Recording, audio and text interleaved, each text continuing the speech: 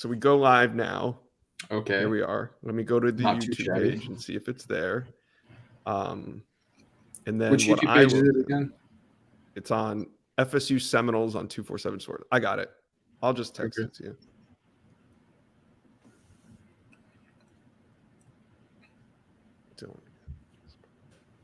All right. I text it to you. Let's tweet it out, and then we'll get started here. Welcome, everybody. Welcome, welcome, welcome. This is Big Man, Big Heart. This is the live recording, so we will edit this down and put it up on iTunes, Spotify, wherever you get your podcasts.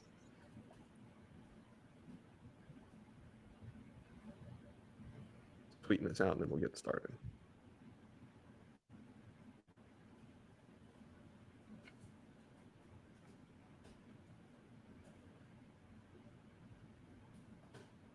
Right. Should be a good show. I'm excited for this one. I'm also very excited. This is definitely going to be interesting. All right. How do I get out of here? I want to get back to the comment section. Welcome, welcome, welcome. All right. I see you guys. I see you. All right. Now we're ready to rock. Who's going to be our next guest? What's that? Who's going to be our next guest? Which teammate of yours? I guess it really depends what the people want. I think it'd be cool to bring Darius Washington on at some point. Yeah. We got to get Darius on. Yep. I think at some point we should get Mackenzie Milton on too. Oh, yeah. Kenzie would love to get on here. I think he would. He's a good guy, man. Tell you what. I think we'd have fun with that one. I think so too. But he's very down to earth, good guy. Can't say enough good things about him. He's always trying to look out for the best interest of the guys. He seems like it. All right, we're gonna get started. Here we go.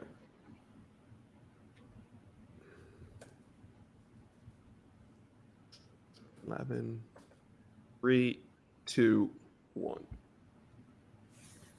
Welcome to Big Man, Big Heart with Dillan Gibbons. I am Josh Newberg, and this is episode 11. We are coming to you on a Wednesday evening. We are also live right now on YouTube. What's up to all our YouTube subscribers out there? Hello. I got energy this week, Dillan. Florida State bounced back from a taxing road loss to NC State to beat the rival Hurricanes 31-28 on Saturday night. Dillan Gibbons, how are you? I'm doing wonderful. And after hearing that intro to the podcast, I am completely fired up for today, for tonight, and excited to see where this thing goes. Yeah, I'm trying to match that Mike Norvell energy, but, you know, you can't. Oh, yeah, not everybody tough. can have that. Yeah, it's tough. Yeah, he wakes up like that, too. It's absolutely crazy, but I know. He's on a different level. All right. Well, before we get into it, this is Big Man, Big Heart. So let's get the latest news from your foundation. What's going on, and how was your weekend? Yeah, so as I mentioned last week, Timothy came to the game, him and his whole family. Again, they had a great experience here in Tallahassee.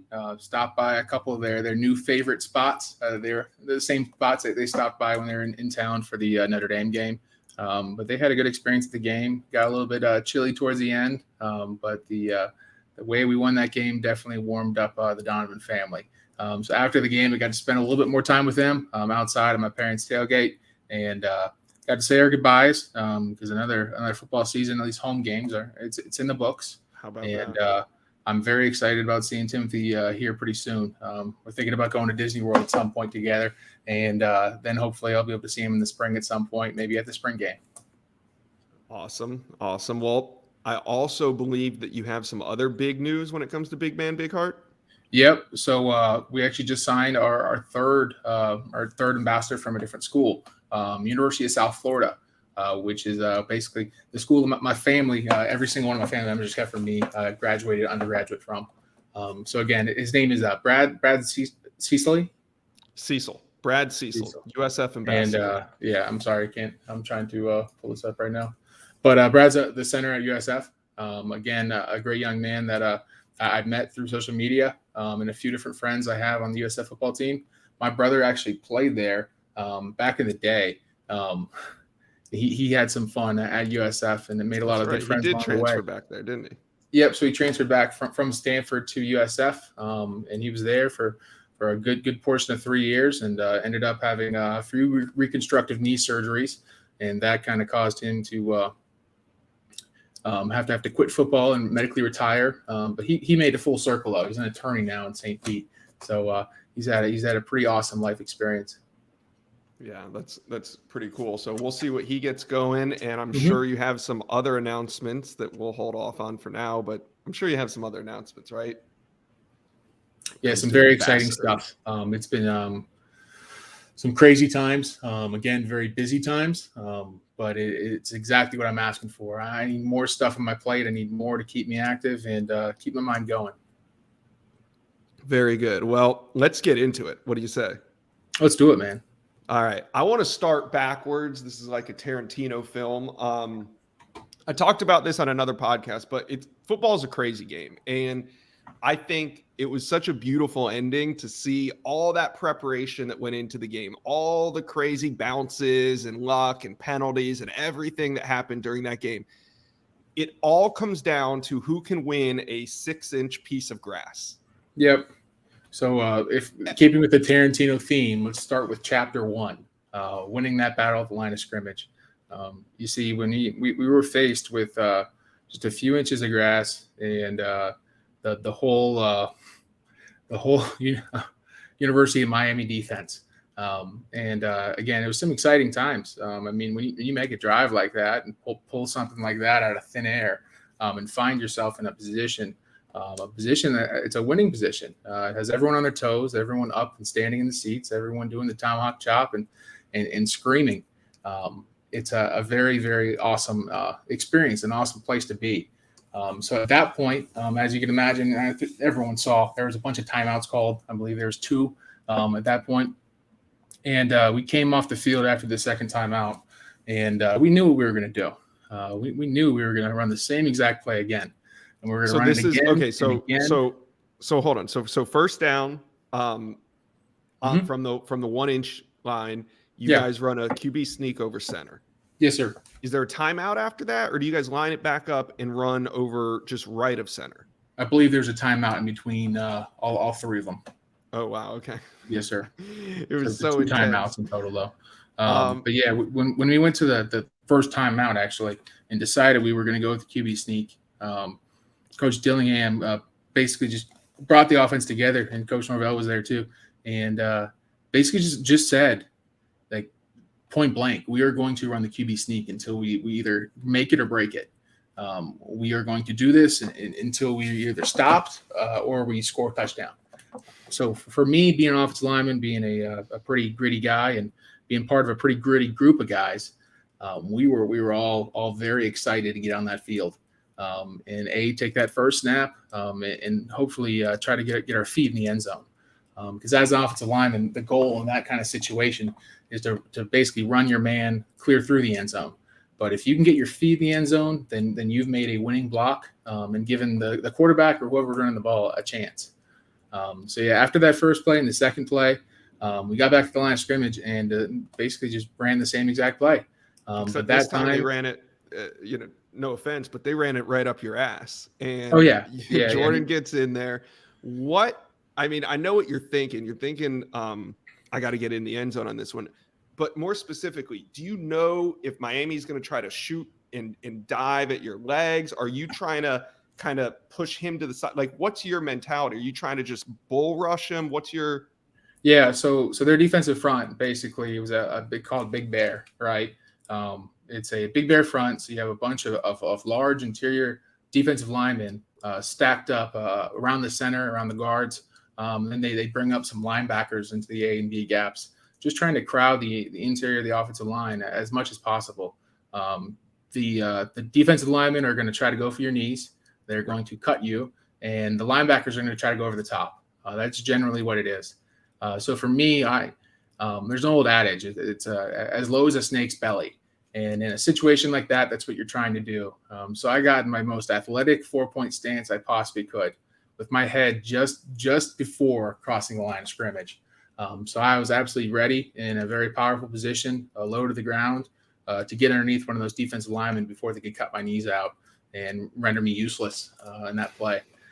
So what I did is I came off the ball. Number 81 actually spiked into the A gap, and I got my head across, my hands inside, and ran my feet. For a second there, we were almost stalemated until I kind of felt that push, that I was in a good position and I could run my feet. Because again, in a situation like that, their body's flying everywhere, right? You don't want to be caught up off guard, standing straight up because you get your knee blown out.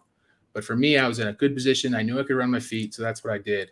And I ended up chucking 81 with my right hand about 5 yards into the end zone.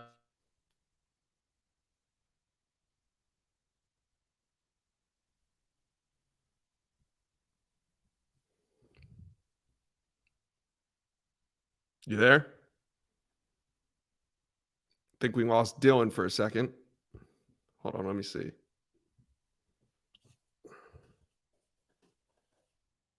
Back here. Right in the middle of that one too. We'll edit it out for the podcast that goes on iTunes. Don't worry.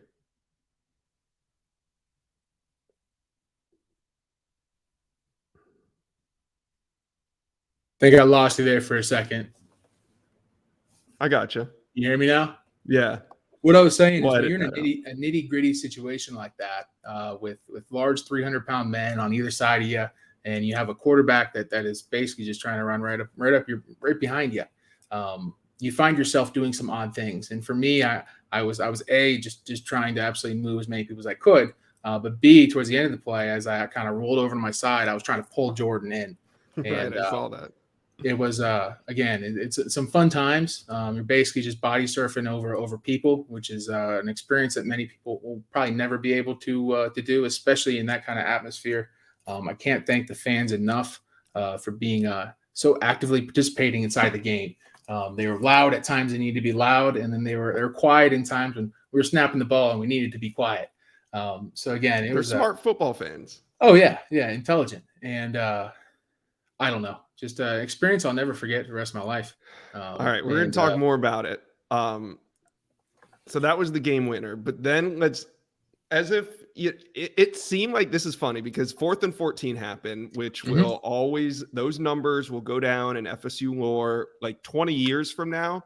Somebody's going to come up to you when you're in Tallahassee and talk about 4th and 14. It's inevitable. It's going to happen. So 4th and 14 happens, but it seemed like that 6-inch space of green was even harder to capture than 4th and 14. But take me through that. So 3rd down, it does, you guys obviously don't get the play you wanted because it's 2-down territory and you wanted to get closer to the sticks, but you don't. It's incomplete. Brings up 4th and 14. What was the play call? And walk me, just through the first couple seconds of that play. Yeah. So for us, we were treating basically anything they were going to throw at us as bear, right? A little bear, a big bear. So again, for the offensive line in a pass protection situation like that, we are going to be setting straight back from the line of scrimmage, creating as much space as we possibly can between us and the defensive linemen, allowing space for movement to happen. Because as you can imagine, 4th and 14, they are going to be in some type of coverage that is going to be trying to encapsulating a lot of our wide receivers and even a running back when he gets out. But they're definitely going to try to bring some type of interior pressure. So we were anticipating movement, line games, Texas eds, tans, knots, things like that. Ended up bringing a 3-down front, and I sat back. I noticed that my center needed some help. I helped my center, and then I turned back and I saw Robert Scott. And Robert Scott was putting in some absolutely amazing effort, just finishing blocking to save his life. Let me tell you, blocking his butt off. And again, it was an absolutely incredible experience. And for that play, like let's talk about a few individuals. So first, Jordan Travis, right? See, a lot of people, even in my experience of being Notre Dame, wrote Jordan Travis off as a wildcat quarterback that can throw the ball when he has to, but is more of a running guy, definitely a threat in the run game. But in my experience so far, that's not who he is, right? He is one of the most extremely dynamic quarterbacks I've ever met in my life. He has the ability to throw balls and all different types of coverage, as noted and as seen over the season. Or but just also on the last drive, he threw a couple different throws. And he has the incredible ability to run and move his feet. And he's an extremely dangerous player, a player that must be accounted for in every single game we're going to be playing in. Because again, when he's putting more and more of this awesome film up on tape for other teams to see, it just it makes our offense run a lot smoother because teams can't really anticipate what's going to happen. But again, just a few individuals making incredible plays, but the whole 11 guys, everyone was working together. And for us and what the coaches did in the week prior and the days prior is they put a lot of emphasis on finishing games, right? So for the past, I don't know, give or take 6 games in the offensive line room, Coach Atkins has been basically playing the film from the game. So we'll come in on Sundays and watch the film, playing it in reverse, right? Judging our effort from the last play of the game all the way back to the first play of the game. Effort and assignment, things of that nature. And what that causes is basically just self-accountability. So as you're watching this film, judging your own effort based on the first play and the last play, like where were you mentally, right? Were you thinking, were you being situationally aware?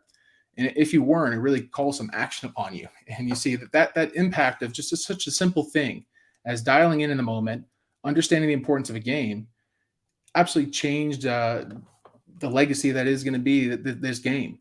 It was absolutely incredible experience. But what I'll say is that it's tough for a team like Florida State. And I was part of Notre Dame. And we won a lot of games.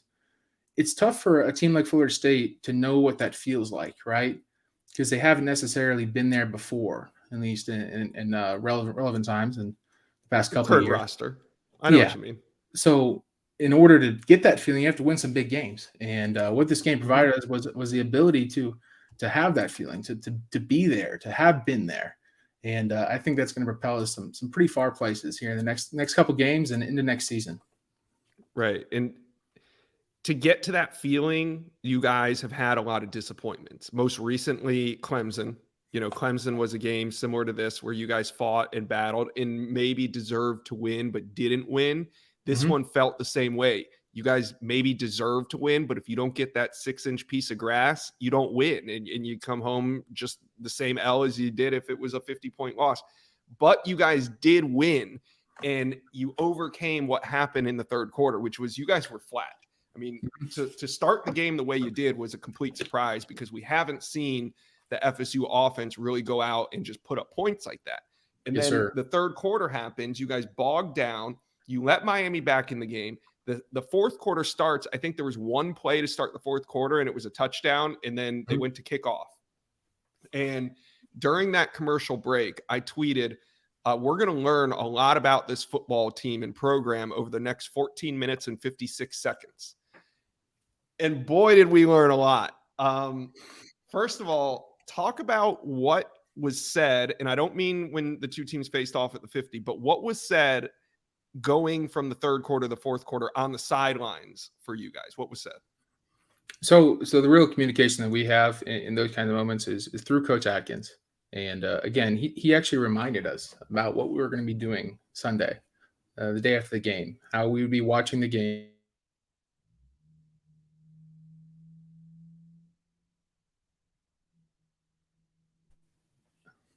Can you hear me? Yeah, I got you. Okay. It doesn't matter. All the incredible plays you've made so far. All that matters is this quarter. All that matters is finishing the game strong. And to have that kind of testimony and that kind of, something to look at the same time, something to motivate you, it was absolutely incredible. And that, I think, definitely changed the mindset of the offensive line. Because when you get deep into a game like that and don't have a lot of momentum and the momentum of the game swings in the wrong direction, you can definitely lose hope. And you can start planning for what's going to happen after the game and what's going to happen the next couple of weeks. But just having that kind of mindset about actually finishing the game and being situationally aware and putting incredible effort into those moments that really count definitely changed the whole outcome of the game. Yeah.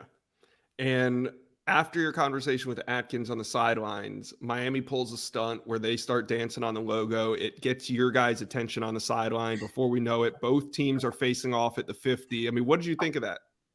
I had no clue what was going on. I saw my boys out there, saw some guys running around the field, decided I'd give it a jog. Ended up going out there. I thought maybe it was a tradition, this sort of game. I know there's a lot of hostility between the two teams. And There's a lot of hostility out there on the field. But I really didn't know what was happening.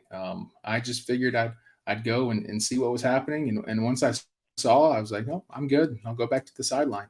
But at the same time, yeah, just an odd deal. I was kind of looking forward to what may have transpired, but at the same time, I'm glad that nothing happened. Yeah, I'm sure you weren't afraid to get in there and mix it up. But I mean, you guys are mixing it up on the field each play. So what's the difference? There really isn't a difference. And what happens between whistles is totally fine. But I'm just glad nothing broke out because, again, I would have had to go and pull my guys out of there and protect them. But, again, it was a kind of an odd situation, and I had no clue what was happening. Why do you think you guys played so flat in the third? I really couldn't give you an answer to that. It's a little bit tough, and there's a lot of outside things you can kind of point to and different things that were made, but I definitely think it was an issue between the players and not necessarily being as engaged with the game as we should have been. And it is tough. There are lulls in games, and we have done well in the third quarter in the past, but at the same time, just felt like we were in a little bit of a fog. All right. And of course, you guys battled back. It was an incredible fourth quarter. What did I learn? Because I tweeted that. I tweeted that, I think we're going to learn a lot about this program.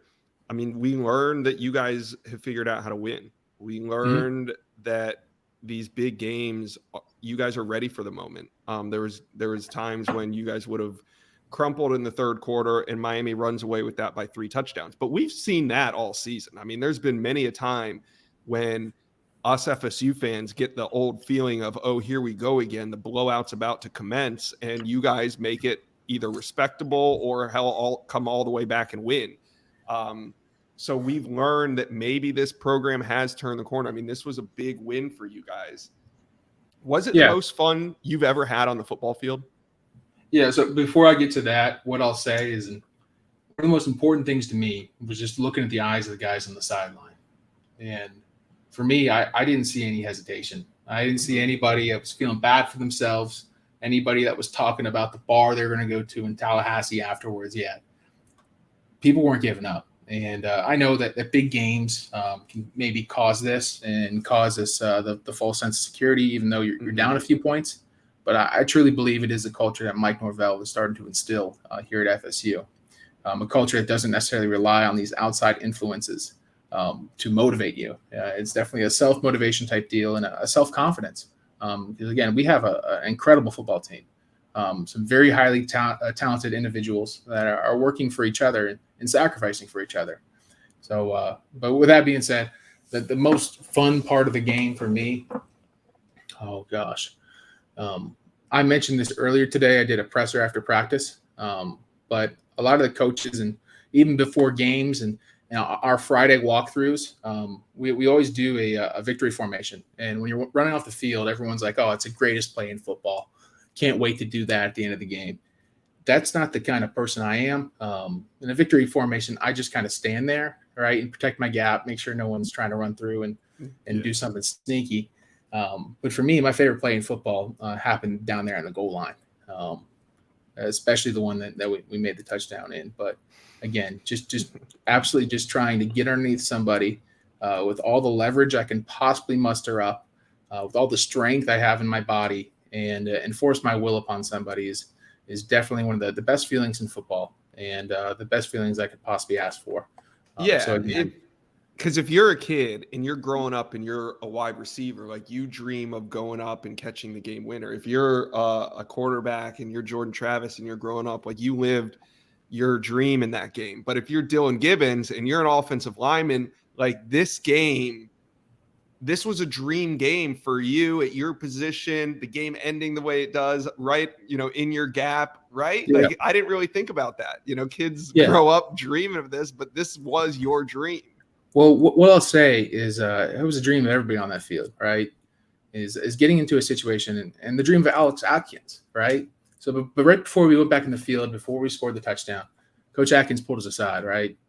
He said, the game's on you guys, right? Mm-hmm. You can either do it or you can't, right? It's up to you. The momentum, the trajectory, the score, everything's up to you. So from that point, we pulled ourselves out of the huddle, just the offensive line, just the 5 guys. made our own little huddle, like Facing the Giants or something like that, one of those kids movies. And I told everyone I love them, and we need to go do it. And I reminded them of what Coach Atkins had to say the week prior and on the bench in the third quarter of how we were going to be watching this film again this Sunday. But we're also going to watch it for the rest of our lives, and to make that outcome and make yourself proud. And I believe that everyone on that field made themselves incredibly proud, and definitely brought some pride and unity here at Florida State. Pride that's going to last for a long time. And it's crazy to think about how historic this game is. And I remember when I was a kid, just like we were talking last week, watching this game, and to be able to have an impact the way their offensive line did this week was absolutely incredible. So I'm very glad that you made that prediction, and I'm glad to be here talking about it right now. Yeah, it's a long time coming. I mean, this is the progression of what Mike Norvell's been talking about, and it hasn't been easy.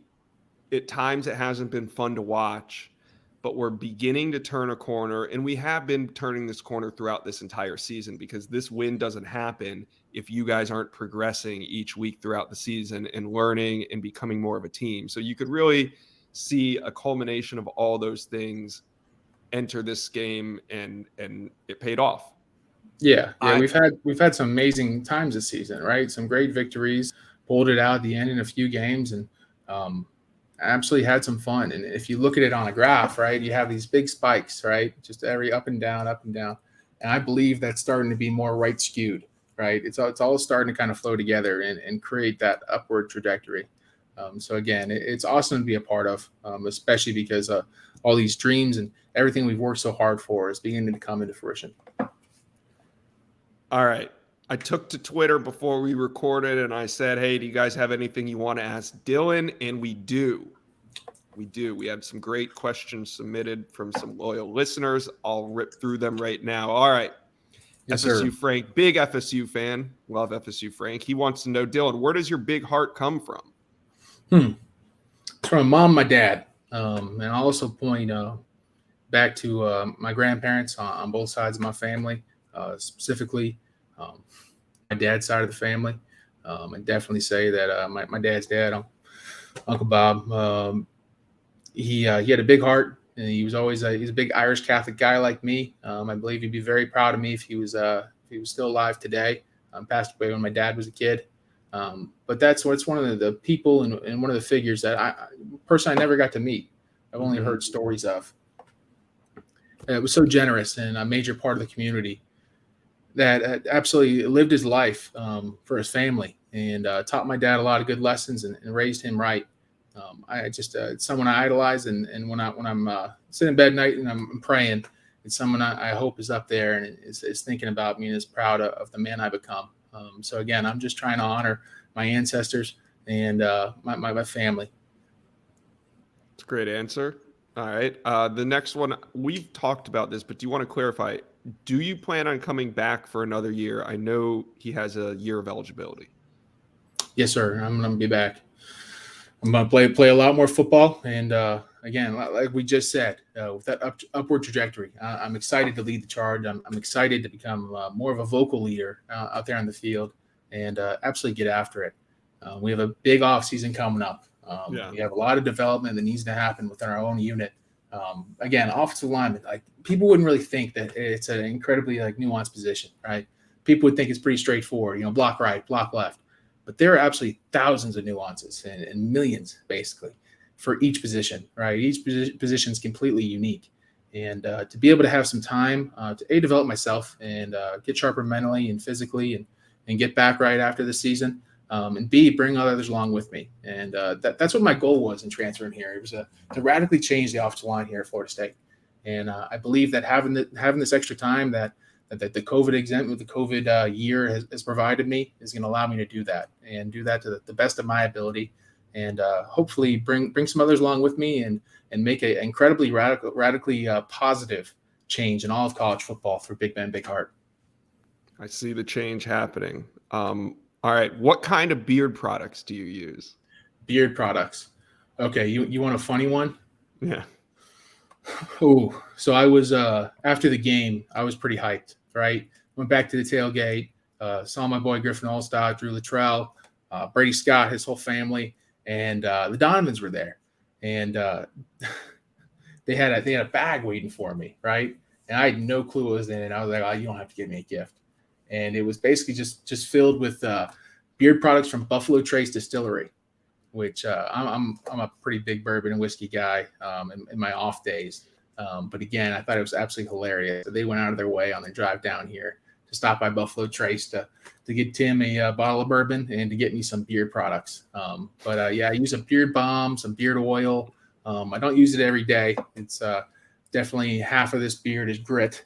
But at the Just same time, dirt and sweat and puke and who knows what else. Yeah, wearing a chin strap and a helmet does not help the whole beard thing. But I have a feeling my mom's going to try to persuade me to chop it off here as we get into the holiday season. We'll see. All right. Tally food versus South Bend food. How's it stack? Night and day. That's the first thing I commented on when I got here to campus. So it could be part of the reasons, probably because I was up there for 4 years. But South Bend, for lack of a better term, is a food desert. Not a lot of fresh food to be found. There are a lot of chain restaurants, Outbacks, Chili's, Taco Bell, McDonald's. Just a lot of those, Buffalo Wings. And you really get sick of that over time. There are some original places in South Bend, but usually they're pizza spots or Italian food places. But it was definitely eye-opening when I moved down here because when I was on the phone and throughout the recruiting process, right, just in the couple calls I had with FSU before I ended up actually coming down here, it's one of the questions I asked Coach Atkins. How's it feel? What's it about? So when I got down here, absolutely crazy. Just the amount of options. Some of the awesome things I've picked up on. One of the great companies I've found is Prep Pros Tally. They deliver 2 meals basically every day to my house, and I get those. They're pre-made meals, wonderfully fresh food, all different varieties, and you get to pick and choose it every week. And that's one of the best tools I've found. Just so I don't have to worry about making my own food or ordering Uber Eats or DoorDash or something like that every night. Wish I had that when I was in college. We didn't even have Uber Eats. We had to walk our ass to Whataburger to get our dinner. Yeah, I think it's funny the reliance on Uber Eats and DoorDash and things of that nature nowadays. But there's absolutely some amazing restaurants up here, though. Savor, if you've been there before. No, I haven't. Those are some great people that own and operate that restaurant. Where's that at? It's right downtown. I believe it's a hotel they used to use for recruiting. DoubleTree. The DoubleTree. Yeah, around that area, right around the block, almost connected to the hotel. It's right on the same street. I'll have to check it out. I'll be in town after the season for sure. Yeah, so. get the I believe it's beef tips, I believe is what they're called. But yeah, it's absolutely delicious. Get the black and red fish, beef tips, and a peanut butter pie. Oh, hell yeah. All right. Funniest trash talk you heard in the Miami game? So I'm glad someone brought this up because I wanted to tell somebody. Me too. So when I'm out there, right? Like sure, we know generally like what people's numbers are. I don't know their name. Mm-hmm. I don't know where they're from. I don't know what high school they went to. I don't know any personal information about the guys I'm blocking. The way I approach everything, and this is probably instilled in me through the coaches I've had in the past, is just treat everyone like a nameless, faceless opponent. Doesn't matter who you're playing against. Like Notre Dame, I was playing against some of my best friends in the world. I treated them just like the freshman walk-on that I treat in practice. But at the same time, like I have no clue who these guys are that I'm blocking. I don't know their name. I barely know their number. I'm just blocking a 3 technique, a 2-eye, or a defensive end, right? Linebackers sometimes. But I thought it was really funny how many people knew my name on the field. Like Notre Dame, Dillan Gibbons. I just kept hearing my name from these guys' mouths, and I had no clue. So it got to a point where I just kind of addressed it. And like 3 or 4 people came up to me after that, just asking, like, what were you talking to that guy about? And I was like, I don't know why he knows my name. Why do you keep saying my name? But that was one of the funny moments in the game where I was just so confused of why they thought that knowing my name would get in my head, or that I went to Notre Dame. But there were That was like their weapon of choice was your yeah. name. The second most funny part about the game, and this might be slightly inappropriate. And one of the blocks, I'm trying to decleat people. I'm trying to go through the echo of the whistle. I'm trying to be as nasty as I possibly can, while staying within the guise of football and the play and what I'm allowed to do. So I'm constantly trying to finish guys and put them in the ground, no matter what. They could be standing around a pile, and I'm going to try to take them out. So that's how I play. I play pretty chippy. That's just how I was raised, and that's how I've always played football. So I get myself into some awkward situations sometimes, right? Guys trying to put their face up to mine, talking trash and stuff. So after one of these plays, after I put someone on the ground, I immediately felt someone crack back me, right? Just absolutely nail me from behind, like absolutely just spear me in the back and put me down on the ground. And as this person was rolling off my body, they rolled right into the back of the referee's legs. So I was on the ground trying to get up, and the ref saw what happened, but somehow misconstrued it in their head and looked at me dead in my face. And I'm not gonna curse on here, but basically cursed me out on the middle of the field in front of everybody. I was like, what do you mean? What did I do wrong? Like, I just got hit in the back, and that chain reaction caused you to get knocked over. But And he's chippy and he's yelling at you. it was But no flag, right? No flag. no flag, and I was just upset. Yeah, another funny part, last little story I'll tell you is after the game, everyone was asking how my beard was, right? They're like, is everything still intact? Like, are you fine? Because I guess Timothy saw the replay of me getting a face mask penalty. Basically, someone had their hand up my face and trying to because they couldn't beat me with a bull rush. Timothy thought they ripped out like part of my beard. And everyone was really worried, I guess, that I was missing part of my beard, and they just kept commenting on how the guy had me by the beard. But I honestly didn't feel it at all. I didn't even think the face mask was on me. I was just blocking the guy and just trying to stay in good relative position from the quarterback. But that's another little funny story. Yeah, I do remember that play. We got a couple here from YouTube, and then we'll end it. Were you surprised by Coach Dillingham's emotion in the press conference on Monday? No, not at all. It's absolutely great. Well, hold on. For those that don't know, Chris Nee at Knowles 24/7 asked him a question about how he felt about seeing the players celebrate and be proud of their performance. And Dillingham answered it for about 10, 15 seconds and then stopped. And Chris went to ask him another question because he didn't know what was happening. And Dillingham just sat there for about 30 seconds with his head down, not saying anything, trying really hard to gather himself from the emotion that he was feeling. So he just, he got that's what kind of overwhelmed him. So if people were wondering what I was asking about, that's it. Yeah. So this was the biggest game and a lot of the players here at FSU in my life, right? Biggest victory I've ever been a part of. So that's an incredibly special moment. But what makes that moment more special is that everyone chose to kind of celebrate together, right?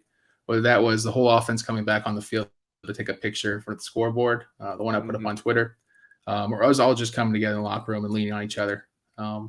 We've gone through some tough times this season, and Coach Dillingham's been there for every one of those moments. He's lived and breathed everything that is FSU football. And you can imagine the disappointment that you'd have in yourself and the whole unit that we weren't able to have more of these feelings, right? To go through more of these wonderful experiences of winning these big games, and all pent up anger and disappointment. I'm sure it got to him, and you should have seen him after the game. He was very excited, like visibly glowing and jumping around, hugging people, and absolutely getting after it. But again, it was an emotional moment for everybody, and I'm sure I would have been triggered in the same way when the whole thing kind of came back into perspective. Yeah, it was really cool. All right. How important is health to making progress in the off season? How much better is training than rehabbing? That's tough. You have to train, you have to rehab, right? And sometimes you have to do both at the same time, right? So some guys are working through injuries right now, and that they're training. They're getting after in the weight room, getting after on the football field, and also participating in some of the treatment that they have to offer with our medical staff. So I think that it is a combination of all those things. Again, you can't do enough prehab, right? A lot of people don't know what that is. You have rehab, right? So when you get injured, say you twist up your ankle or bang up your knee, you go and you get rehab, right? It's basically mandatory. You go and get it done. But a lot of the stuff that I've been taking part of in the past couple of years is more or less prehab, right? It's rehabilitation. It's things that you're anticipating to happen, right? So as an offensive lineman, of course, think about the knees, the ankles, the wrist, the neck, the back, all things that could potentially go or could potentially have issues. So I'm constantly strengthening my core, working my lateral movement and my lateral flexibility, and again keeping my feet moving. And it's a complicated process, but it's one of those things you really don't have to worry about when you're associated with a big Division I program like Florida State. There's a lot of things are tailored to each player, and you have a lot of people in your corner looking out for your best interest. All right, that's it so there's a bunch of recruiting questions people submitted, but I'm not going to bring up recruiting because I don't want to dabble in any violations. I don't know if I don't think we're allowed to speak of guys by name with each other, kind of similar to coaches. So let's avoid the recruiting questions. We're going to try not to make this like a controversial podcast.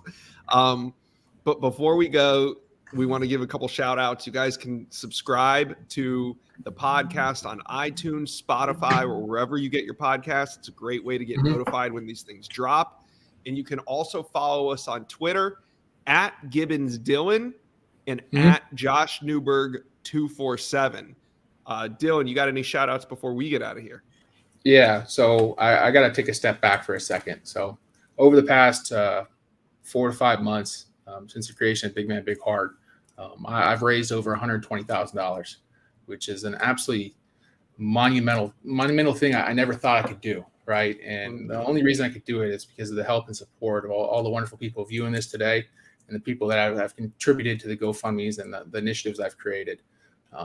I'm very excited to get Big Man, Big Heart moving in the state of Florida, get some more and more collegiate ambassadors signed up. We have a few collegiate ambassadors from University of Florida that will definitely be mentioned here in the next couple weeks that have signed up, and I'm very excited to work with them and figure out their initiative. Again, Brad Sussley, great young man, starting center for USF. He is an incredible individual, already made a wonderful and great impact on his environment down there in Tampa and St. Pete. But I'm excited to work with him and get something rolling back in my hometown. But the reason I bring all this up is because none of this would be possible without my mom, Lynn Gibbons. Again, I've mentioned her before on the podcast, but I can't give her enough thanks for everything she does for me and for my family. My mom's an extremely hardworking woman, one of the most revered women I have in my life. I couldn't do what she does. I couldn't have done what she has done to provide and support my family. But she owns and operates a law firm, Jorgensen Gibbons, in St. Petersburg, Florida. They specialize in workers' compensation, personal injury, and disability. It's an absolutely wonderful family practice. It's an actual family practice. So you're hearing that from me, Dillan Gibbons. My mom is Lynn Gibbons. My sister, Katie Gibbons, is an attorney there. And again, my twin sister, Delaney, works there. So it's an incredible practice, and they do some awesome work. I've said this once, but I actually mean it. I was there once when I was a little kid. And when I was a little kid, my mom gave me my first job. I was stuffing letters in her office, just letterhead that we were sending out to different individuals across the state of Florida. And a woman walked in, and she was absolutely sobbing. And she was holding a check in her hand. And that check was the money that my mom ended up winning her throughout the whole process. And she called my mom her angel. And that's when I realized my mom does some real special stuff. And I can't thank my mom enough for supporting me and Big Man, Big Heart. Can't thank Jorgensen Gibbons enough for tuning into the podcast every week. Grady, Spencer, the whole Jorgensen family also tunes in. But again, it's an absolutely incredible law firm. And if you need any help, feel free to contact me or Jorgensen Gibbons for your legal matters. So thank you so much, Mom. And I love you. Thank you. And thank you guys all for listening. Dillan, good luck on the road at Boston College this weekend. We will be back next week with another episode. Yes, sir. Let's bring home a win.